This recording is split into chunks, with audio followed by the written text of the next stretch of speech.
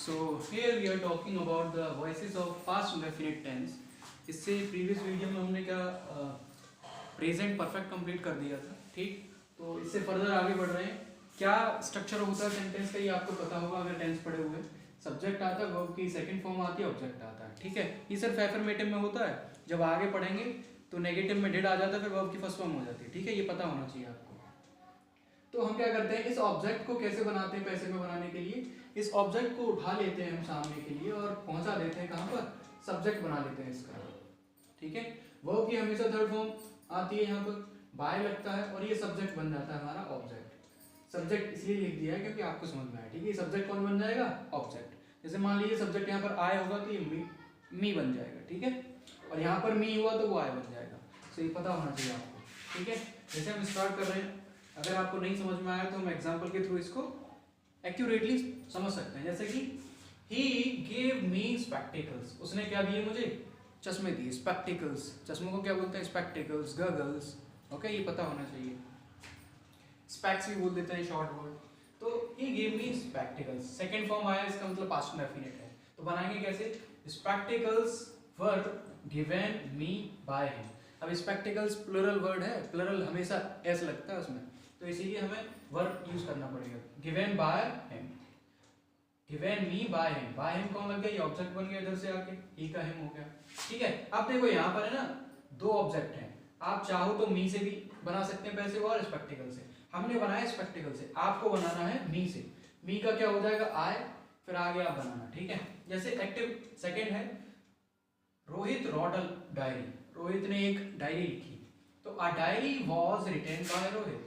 तो एक डायरी लिखी गई है किसके द्वारा, रोहित के द्वारा। तो रोहित तो बेचारा ये ऑब्जेक्ट बन गया, जो डायरी थी वो ऑब्जेक्ट आ गया। थर्ड फॉर्म आ रही है बीच में, ये आपको बनाना है। We did not dig the grave, हमने कब्र नहीं खोदी थी, ठीक है। हमने नहीं खोदी है ना। एक्टिव क्या है, I did not learn the lesson. ये कौन सा है हमारा, ये नेगेटिव है, तो कैसे बनाएंगे, I did not learn the lesson. तो द लेसन वाज नॉट, देखो द लेसन है, अकेला है तो वाज आ जाएगा। लर्नड बाय मी, आई का हो गया क्या, ऑब्जेक्ट मी, पता होना चाहिए। ये आपको बनाना है, did Rahul smoke a cigarette. Interrogative है, एक बार यहाँ समझ लो फिर बना लेना। जैसे कि डिड दे सजेस्ट यू, क्या उन्होंने तुम्हें सजेस्ट किया, मतलब सुझाव दिया।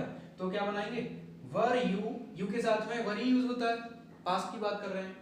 Were you suggested by them, क्या